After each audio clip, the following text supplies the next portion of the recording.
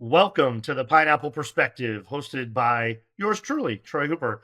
This show is always sponsored by Pepper Lunch Restaurants. Go to pepperlunchrestaurants.com if you're interested in what DIY teppanyaki and what a phenomenal franchise opportunity this fast-growing Asian concept is for your community.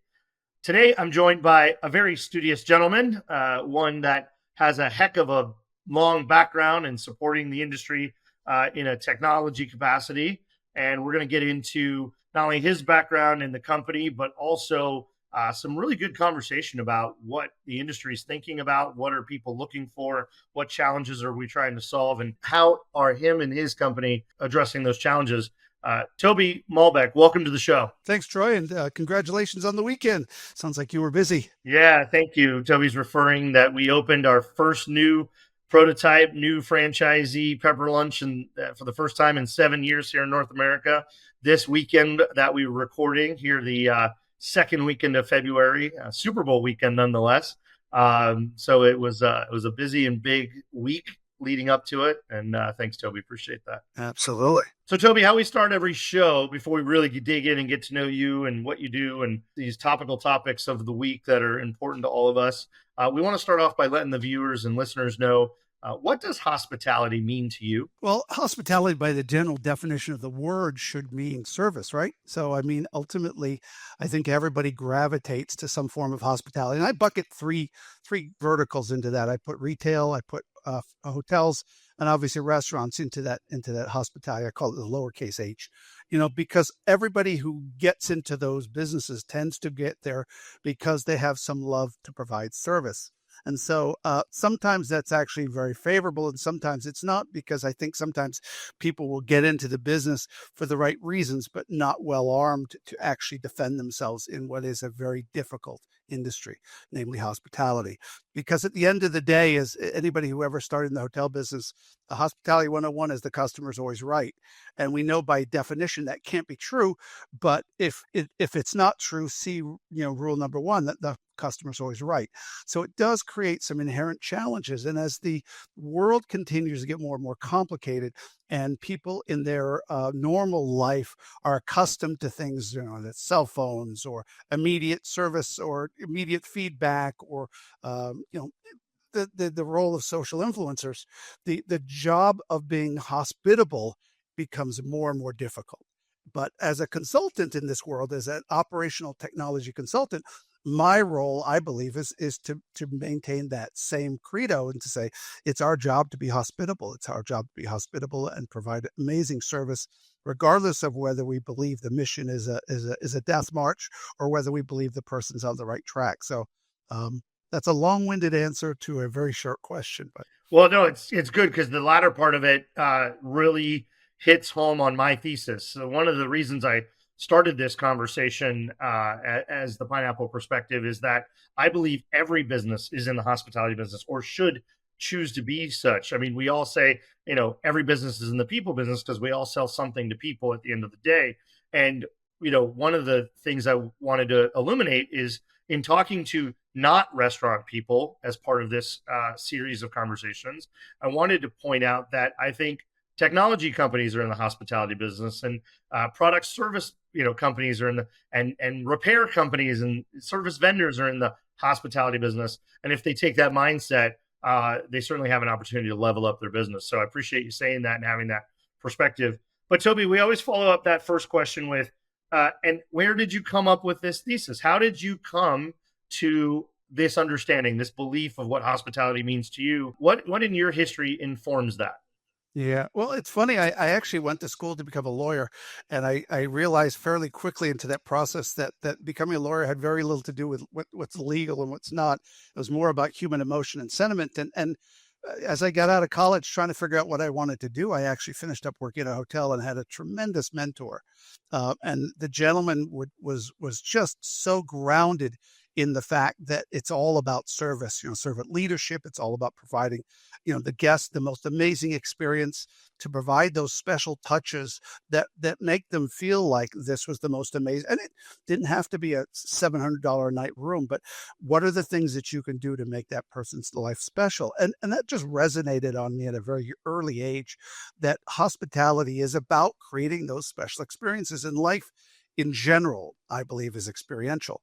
So it doesn't matter if it's a night out at a $500 a night restaurant or a $300 a night meal, or grabbing something quick at the local QSR restaurant.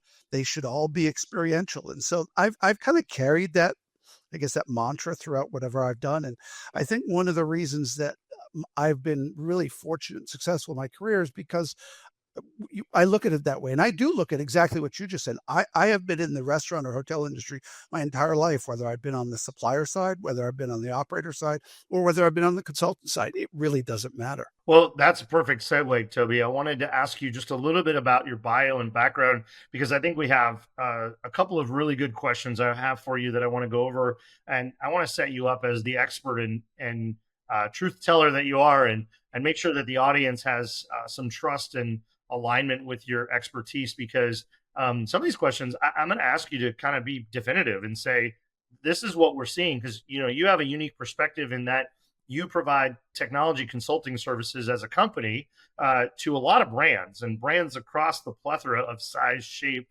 complexity, global, national, regional, et cetera. And I think that perspective that you can bring us, mostly the operators that listen to this show, of all sizes, emerging and aspiring emerging brands, all the way to very large executives of chains, is invaluable. So let's talk a little bit about your bio, your history. Set yourself up here a little bit, because you're a real expert in this industry. I think I started in the right direction because I was in operations, both hotel and restaurant operations, for the first, I would say, 10 years, 10 years of my career. And as I was starting to evolve within mostly the hotel business and food and beverage within hotels as well, technology began to take hold, and it started to become more pervasive, more affordable, more scalable. And it seemed like something that was going to stick around, just like the great philosopher Al Gore and his internet said, this might actually have some staying power here. So I made a transition out of operations into IT. And actually worked within IT and hotels for a period of time. I actually started to do developing solutions, again, as more the operations side. This is what a restaurant system needs to do. This is what a property management system needs to do. Work for a number of vendors to develop solutions. Actually developed one of the first clienteling systems used for Saks Fifth Avenue many, many years ago. Developed an online alteration system. Did a lot of customer-facing apps. Back before we knew what the hell a customer-facing app was, and a lot of that work. And then the natural proclivity over the course of time was to move into consulting. And a couple of times during my career, I've actually worked in consulting. But I think the most exciting thing that I was able to do was I was given the privilege of actually working with Subway and its franchisees to develop the point of sale system that Subway now uses worldwide. And that was obviously no small undertaking, 38,000 restaurants, mostly owned by franchisees. In fact, Subway at the time owned one restaurant and now owns none. And so the average franchisee owned about 1.8 franchises. So if you do the math, it's 38,000 restaurants divided by 1.8. That's a lot of people to make happy. We had a tremendous team of folks in Miami build all of the point of sale solutions and associated plumbing and all of that for Subway. And to date, I believe it's still in use today. And one of my favorite jokes is I'll walk into a Subway and I won't tell them who I am or what involvement I had. And I'll just say, "Hey, how's your point of sale system?" And they often give me the biggest compliment I could ever get. They go, "It's fine." It's like, nobody gets excited about technology. I mean, the goal should be kind of like your kids. They should be seen and not heard, and that should just damn well work. And so you have to recognize that as a vendor in the marketplace, just getting "it's okay" is the most ringing endorsement you can often have. So I've spent my entire career, whether it's in retail or hospitality or food service, either on the operator side, trying to understand how to better make a more efficient solution, or on the vendor side, trying to address the needs of the community from an operations perspective. And I think one of the things that some vendors are challenged with is they build a great mousetrap, not understanding the size of the mouse. What am I trying to fix here? And the number of times we've had over the course of years, technology companies come to us and say, we built this really cool thing. And we go, "Oh, well, what's it used for?" And they're like, well, we're not sure. That's up to you to figure out. And it's unbelievable how often vendors in the marketplace don't really understand the application that they're trying to solve. Yeah, I think that's very, very true. Great. Thanks for the setup, because I think it leads us into understanding, where you're coming from on some of these answers of these next few questions. One thing I'll say about what you just said, though, is I think having that background between retail, then hotel, then restaurant, that's sort of been the hierarchy of usage, right? And complexity. Retail has always led in the consumer space in intelligence and data analytics and tools and even gimmicks, right? And then definitely saw a wave in hotels. I come from fine resorts and hotels and restaurants within them, and previously, and same thing. We saw this wave and this adoption and this complexity of systems that talk to each other, hopefully. And then now we've seen this revolution in the restaurant specific side, which has taken a long time. But man, once it took off, it kind of took off pretty fast. To your point, though, I think there's unfortunately a lot of companies out there that are actually products, and even worse, they might be features within products that are trying to be companies. And it's really hard. SaaS fatigue is real. It's really hard to justify another $99 per store per month thing when that's a thing that could live inside another thing, which should live inside an operating system, quite frankly. But personal Yeah. opinions Well, being shared. if you look at margins, let's just pick something simple. Margins within the retail space. Now, obviously, they've changed over the years, but back in the days when I worked for a high-end fashion retailer, we would write off, in terms of technology mistakes, more than an average restaurant company has in terms of a budget. So it really is the testing ground for a lot of technologies. And if you look at things like whether it's barcodes or kiosks or a number of different technologies, they were really born and vetted out in the retail industry, further vindicated and probably economized by the time they hit hotels. And then they have to be affordable, cheap, easy, capable of meeting a lot of needs by the time they hit the restaurant space, because we don't play with a tightrope. We're working in a world where you can't afford to write off $1 million project. And so it better work by then. And so no better, clear example of that is when COVID hit, and all of a sudden we blew the dust off 3D barcodes and thought these are the coolest things since sliced toast. And it's like retail's been using them since the 90s. And finally, we put them to use because, hell, we needed to. And COVID put us into a situation where we needed to be able to quickly pivot to a touchless, contactless world. That's a great segue. I'm going to go macro, and then we'll go micro into a couple of specific thoughts, right? On the ultra macro 100,000 foot level, what's the biggest challenges that are facing restaurant operators today in 2025? And then how can technology exist? What's just your right out of the gate knee-jerk reaction to that question? I think that, we've seen a couple of different iterations since COVID. And I would argue that we went through a span where obviously it was all about, generating revenue during the COVID times. And then all of a sudden we ran into this supply chain challenge, which led us to an inventory phase, where, as I like to say, inventory got sexy again. And then we ran into the labor phase, which really was last year, the challenges around labor, the challenges around not only cost, but also attracting a labor market to us, and how that would be impacted by things like kiosks and self-service. I think we are now evolving into a phase where we need to focus on efficiency. And the restaurant industry as a whole is looking at their walls as a production facility within a hospitable environment to try to improve throughput and customer experience through the prudent use of technology and different pieces of it. And I think, Troy, you mentioned this before. I can't just throw technology at it. I have to have this concerted orchestration of applications that, working together, will actually deliver on my efficiency. And the other thing that's changed is my customer has changed and my customer wants have changed. So prior to COVID, perhaps 70% of my business in a QSR was in the restaurant. And I kind of figured that out. I'd cracked the code. And all of a sudden I come out of COVID and it's completely flipped. And now I've got maybe 30% of my customers walk in and 70 go into a drive-through or using third-party delivery. And I haven't cracked the code on how to be efficient around that.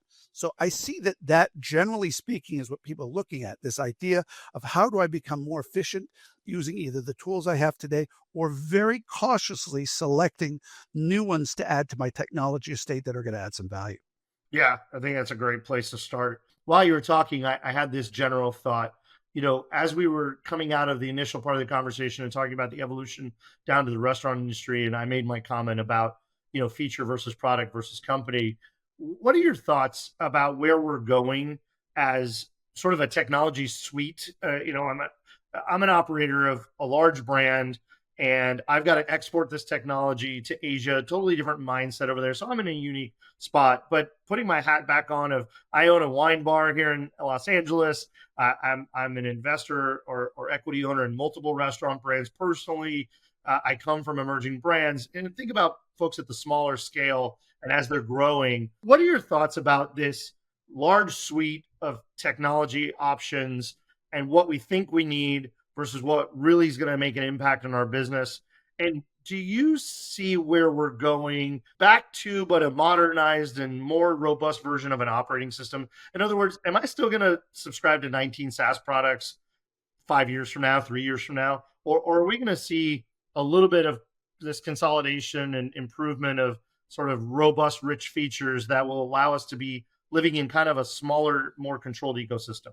Yeah, we see consolidation occurring, and in the small to medium size operator market, that's good news because, as you just said, the last thing a small operator wants to do, or even medium size for that matter, is act as a systems integrator. They don't want to be in the middle of it all.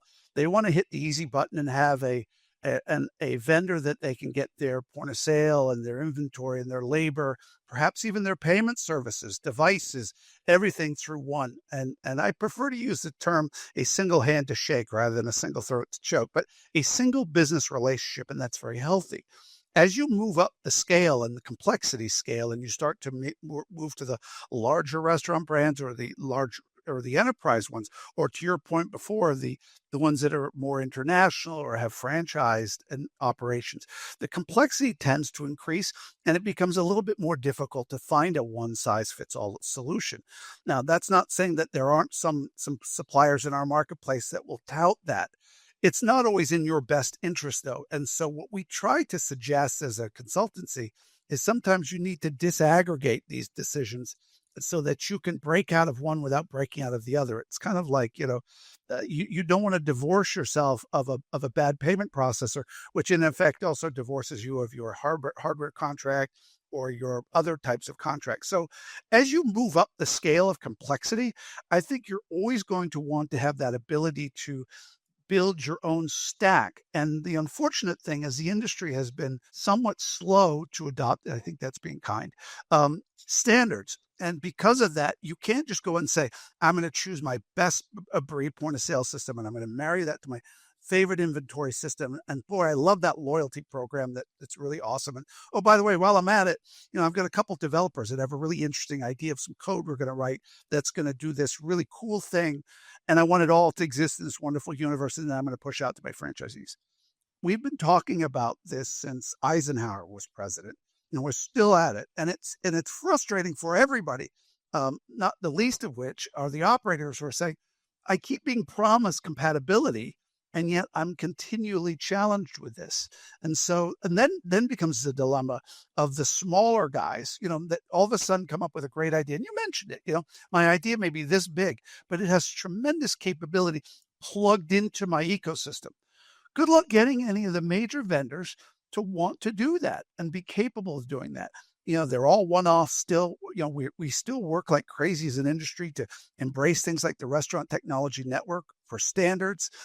We make some progress and then we look at to see how many people are actually going to adopt it. The industry as a whole benefits when everybody can actually collaborate and work together. Even the guys that are going the approach, what I call the boombox approach, still benefit from allowing an operator to say, I like 3/4 of what you got here, but I'm really in love with this labor scheduling system and I need to plug that in. So I want to have my cake and eat it too. And the industry just hasn't quite gotten there yet. Yeah, I'm living it every day. Turned on 19 SaaS and hardware partners at the same time. By the way, don't recommend that. Just so everybody's listening, please find that one thing and do a really good job of vetting it, onboarding it, integrating it, training it, etc. Yeah, We were in a that's position no that, small task. yeah, we had to turn the shop all the lights on at the same time, and obviously that creates a lot of management challenges, and we lived them, and we're still living them, and it is what it is. But yeah, if you're an existing brand and you can do these things one off at a time, bring those solutions on that have the highest purpose. And to that point, Toby, I wanted to ask you, what are the top three or so for things people are asking you to work on? Like, well, what are most people investigating, thinking about? What's challenging that they're looking for solutions to today? Yeah, it's funny. A year or two ago, coming right out of COVID, it was inventory. As I said before, a lot of inventory systems, people starting to look at cost of goods sold or challenged by things like, the supply chain challenges, and just pricing in general. Do I really need my menu to be as complicated as it is? And then last year, it really became more of a blend between either labor scheduling, time and attendance, some HRIS solutions. And now we see it developing towards back to customer facing stuff. So interestingly enough, I'm a big fan of digital menu boards. I think digital menu boards are a completely underused medium, grossly under leveraged. Most people just take a digital menu board and they put static content on it. I'm like, why? Why'd you buy a digital menu board if you're just going to keep static content on it? There are tremendous marketing opportunities, and they're part of this kind of customer delivery ecosystem, which includes point of sale, which is still very popular, digital menu boards, as well as things around speed of service. So speed of service is an emerging technology, in my opinion, moving away from the traditional, like a drive-through where you had a loop system, and now towards more around camera vision. And so now I can track things like the number of people in my restaurant or the people in the drive-through. I can look at my abandon rates. I can kind of figure out a magic number of how many cars can fit in the drive-through before the next one's likely to abandon, what the journey looks like. Within my restaurant, I can see things like where do people dwell? I can look at heat maps. I could even use it for my employees and say, oh my gosh, Troy ran all over that restaurant on Saturday when he opened. We need to replace where things are to stop them from having to go all the way into the back room to get X and all the way out to to do Y. And we can start to look at time and motion studies scientifically. And then we can also start to do, as we were talking about before, this review of efficiency and say, how quickly can we get a car through the drive-through with efficient service and good customer service, and tie it all together from literally the womb to the tomb. That's amazing. I agree. Lived all those things too. And as we were opening the store, one thing you didn't mention, Toby, though, and not to get you gotcha on the spot here, but when you say customer facing, I agree. Digital menu boards. We just installed digital menu boards for the first time at Pepperlunch. We now have them in 2 stores. Please forgive me. They are static today, but that's because we wanted to get them up and help educate our customers better than we were before, while we're working on the dynamic presentation, right? While we're working on those really sexy videos and graphics and flying graphics and animated elements. I'm not going to give away the secret here, but our pictures are going to have some animation to them as well. But also the flexibility that 86 and 9M or to gray it out, strike it out, change the price, whatever you need to do in those moments. But I agree with you. I think that that's a huge opportunity. I've seen brands start to take them out. It's almost like they're trying to de-digitize and make the space sexier. I think that's a mistake. I absolutely think that there's a lot of real estate there that when people are standing in line, give them something to do to help them make a decision, so that when they get to the front, whether it's a cashier, point of sale, or what I was going to say you left out, we actually installed kiosks for the first time in this new store, in our test store before that recently. And very early, we have no learnings just yet. We're excited about what we think is going to happen, because we're sort of a build it your way, not really a build your own bowl type thing, right? But we have a lot of opportunities. You can add egg and take away garlic, and we want you to be in control of that. And the human is just, the 17-year-old's just not going to do it. And they're not doing it. They're not going to do it. So let the kiosk, and what we've done is replaced the cashier with a hospitality host. We have somebody standing between the 2 kiosks up front to guide guests, to give them some inspiration, to answer some questions about what they can and can't do, or opportunities they have coming up along the kiosk. So I just want to throw that back to you on your thoughts around kiosk and the digitalization ordering process. I visited London last summer and was working spent a couple of days in town. There was not a restaurant, a quick service restaurant that had anyone taking orders. It was, as you just expressed, it was a bank of kiosks, as user friendly as humanly possible, and did vary by location, by brand, and then a brand ambassador or somebody like that walking around, providing refills for the people in the restaurant, helping people through their orders. It's not an if, it's a when. Yeah. And what we need to recognize is that some restaurateurs are pushing back, saying that's not hospitality. Well, with all due respect, it's not your decision whether it's hospitality or not. It's like beauty; it's in the eye of the beholder. And there will be people that will use kiosks, and we've seen it in London, as I said. I mean, the war is over. I mean, there are no people taking orders, so we see it happening. The question is around affordability. It's around ease of use, and it's around integration into your tech stack. You don't want this to be a standalone application. So, you're going to see it in drive-throughs, you're going to see it in restaurants, and you're going to see it as an augmentation to service. And then eventually you're going to see it actually become much more prevalent, as we're seeing in Europe. But one of the other reasons that kiosks as well as digital menu boards need to be integrated into the ecosystem, and you mentioned one of them before, is I run out of product. But how about things like my kitchen gets backed up and I want to remove anything that takes more than, say, 6 minutes to prepare? Or Toby has an allergy to peanuts, and you know that based on your recognition program. Don't provide me with things that could potentially be harmful, or make suggestions.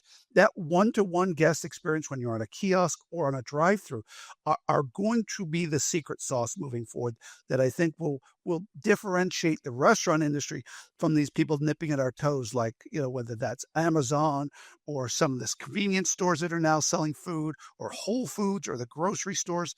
We need to be able to personalize that experience for a guest to keep it being experiential, whether we have the touch point being somebody taking their order for them, or somebody helping them through it, or somebody refilling their beverage in the restaurant. Yeah, I agree. And look, I'll go back to your comment. Anybody who doesn't think that you can make a digital experience hospitable hasn't really thought the opportunity through. I will argue, if you go to the Irvine Spectrum Center in Irvine, California, any day after right this moment when you hear this, I will promise you are going to get far more hospitality out of a pepper lunch hospitality host than you're going to get out of just about any cashier. And I go to Chick-fil-A about 5 days a week. And let me tell you something. If I go to the front counter of a Chick-fil-A and I order, say, a lunch, I'm going to tell you sitting here today, I want to add American cheese and take off the pickle. I'm a weirdo. I don't want the pickle, right? No, as hospitable and sweet and wonderful and helpful as every one of those young people has ever been to me, nobody's ever said, hey, is there anything you'd like to modify with this? You can take away something, or would you like to add cheese or add mayonnaise or anything else to your order? We have lettuce and tomato up here on the deluxe.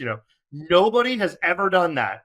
And my thousands of visits to a Chick-fil-A, right? You're just not going to get a human to consistently think that process through. I can program the kiosk generically to do it. And to your point, when we're able to integrate recognition, loyalty, membership, subscription, whatever those things are, there's an opportunity to one-to-one recognize and personalize, which even the menu board, for those of you that don't know, there are technologies, they are rolling out, there are ways that the entire digital menu board could actually change for the guest that's looking at it standing in front of you at the moment. So correct. And the other subtle thing is we are challenged as an industry because people don't necessarily look at fun jobs being in the restaurant industry. And who wants to be an order taker where people just complain a lot, or sometimes it can be hard to understand the person, or they're going to complain? If you said to somebody, I have a job for you, and what's it involve? Well, it involves being nice to people. It involves being out in the restaurant and providing amazing service, and finding out about how Troy's day was yesterday and how his kid played soccer and all that. They go, that's a job? Hell, I'm on board for that. I mean, all of a sudden your job is to be nice, and your job is to just be helpful. And all the pressures off it. Did I ring up the right amount? Did I get the order wrong? All that goes away. And all of a sudden now we can provide really nice service. Why do you think Walmart greeters are always the nicest people on the earth? Because their accountability or responsibility is just to be nice. we lose that a little bit in our build of efficiency and speed of service consideration, right?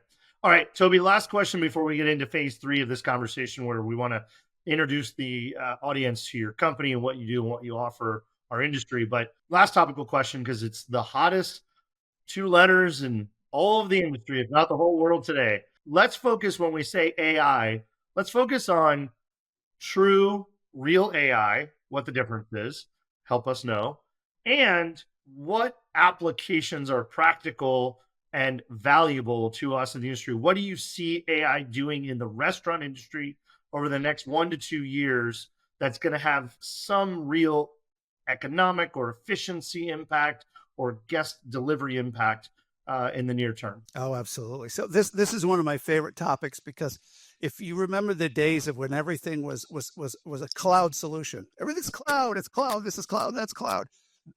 AI is the new cloud. If all of a sudden I give you a report that shows you how many bagels you're going to sell next week was generated by AI, stop it.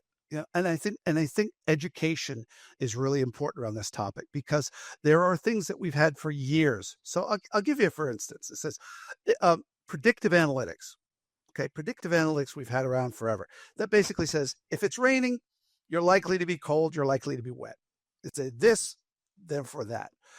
Then we moved to prescriptive analytics. It says if it's raining, you probably will sell more hot items like soup and chili. Again, there's no AI there. This is an if then else statement. And for anybody who writes code, there's nothing magical about saying it's cold out, you're probably going to sell soup or you're going to sell chili. And we've known that for years. So any vendor that tells you that that's somehow AI, they need to check their definition. Now, what is AI?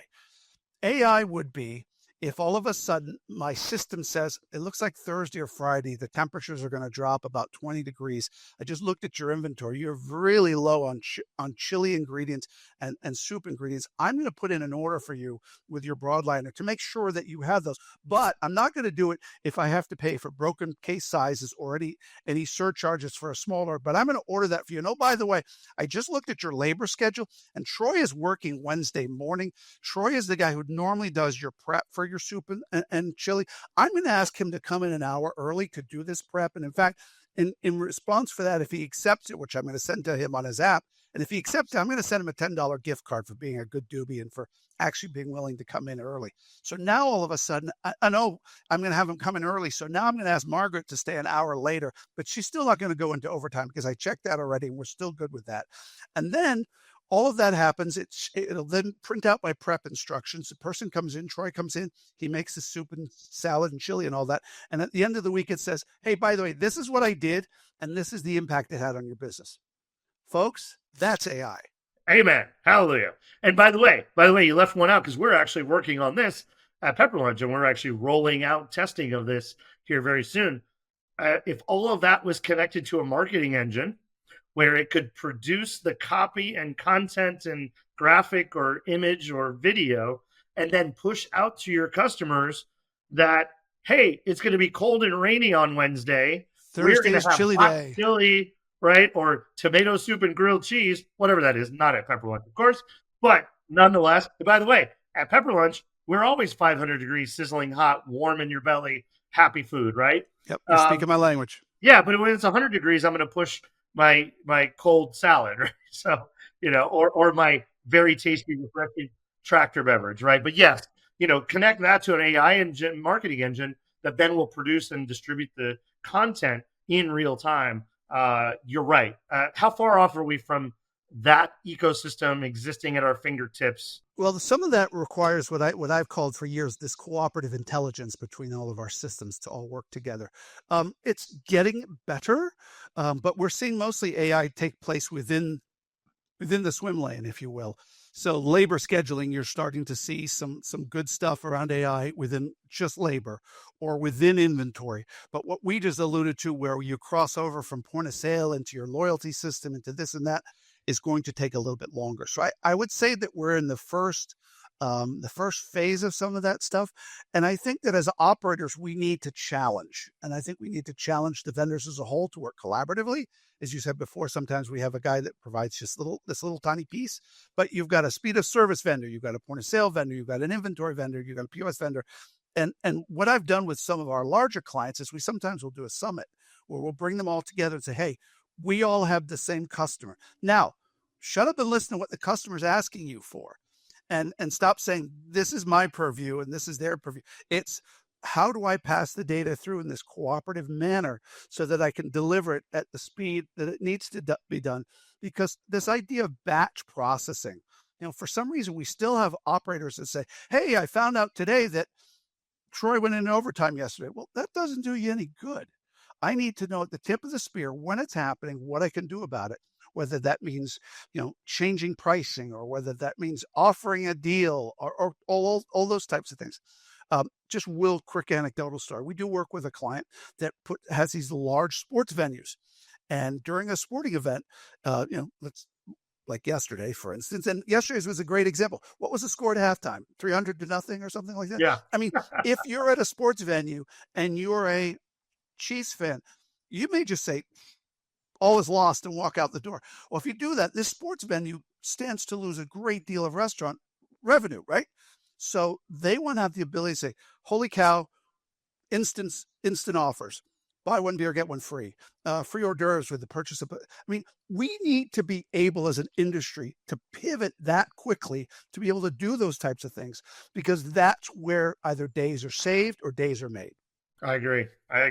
There's a nightclub in Puerto Vallarta called Moncala that has just-in-time promotions just like that. And the manager can go in the back, plug in one of the pre-built promotions, and go with the flow. If the energy's up, great, this is what we offer. If the energy's low and nobody's on the dance floor, here's another offer, right? Or change the music based on all that, right? It's a very dynamic environment. I just love that idea in the restaurant industry. Toby, tell us a little bit about ConStrata Consulting. Tell us about this company that you run day to day, and what you gave a great example of the summit idea, but tell us about your consulting services and what you offer the industry. So a couple of major planks, if you will, of ConStrata. First of all, we don't sell product, ever, ever, ever. We don't have strategic relationships with vendors. And what we do is every project we take on is literally as a one-off. Based on our experience, we don't start from knowing nothing, but literally every one of them we look at as its own unique situation. We help organizations with anything from operational business process to a lot around technology. So whether it's how well you're leveraging your technology, to whether you have the right technology in place, to even things that some people may not even construe sometimes as technology. We got to be a certain size and we can't grow any further. We need to move into new markets. You mentioned, Far East Asia. We're going to become an international company. How do we do that? And so it's really about people, process, and technology. And so you really can't separate one from the other. So we do a lot of work around, just understanding how an organization works, what makes them different. We believe one size does not fit all as it relates to technology. Let's face it, if technology was all the same, we'd all drive the same car, we'd all use the same camera, we'd all have the same cell phone. But we're driven by things outside of just that pure fact. So we believe very strongly that technology is influenced not only by the capabilities of the product, but the cultures of the companies you're working for, the culture within your organization, your proclivity for risk or being risk averse. Are you franchised or not? How much buy-in do you need to get to these processes? So ConStrata, because of our inherent nature, we seek to understand first operationally how an organization works. We get into the guts and gore. We ask a lot of questions. We'll go visit the restaurants. We'll talk to servers and regionals and franchise business consultants and franchisees to understand the landscape. And then we build a definition of requirements, especially if we're going to help them procure some technology. And then we're with them all through the step. We help them to identify some key vendors to look at. We put together an RFP. We'll help them to put together a task force of people to evaluate it, because at the end of the day, we leave, they stay. So we're kind of a technology, speed dating service where we help bring the right organizations together. We make sure that the vendor understands really well what the operator needs. The operator has done a very good job of communicating their requirements, and it stands a much better chance of being a long-lasting, meaningful relationship.